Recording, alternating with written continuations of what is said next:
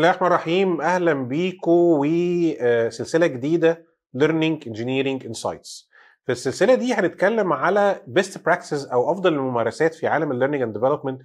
هنتكلم على التجارب اللي جربناها في المشاريع اللي اشتغلناها على مدار 20 سنه. ايه الاخطاء اللي وقعنا فيها؟ ايه الحاجات اللي عملناها وشفنا انها مشيت وجابت نتيجه كويسه؟ ايه الحاجات اللي بناخد بالنا منها لما نيجي نشتغل في مشاريع في مجال Learning and Development بشكل عام؟ ايه الجديد في مجال Learning and Development؟ المؤسسات والمنظمات العالميه اللي شغاله في المجال بتاعنا ده بتطلع ريكومنديشنز، حاجات جديده، بتطلع ترندز جديده، بتطلع انسايتس جديده. هنحاول من خلال التشانل دي ان احنا نتابع كل ما هو جديد في عالم الليرنينج اند ديفلوبمنت، ونتابع البيست براكسس في المجال ده. تابعوا السلسله ان شاء الله تكون بيج ادنج فاليو لكل الناس اللي شغاله في الليرنينج اند ديفلوبمنت. تابعونا.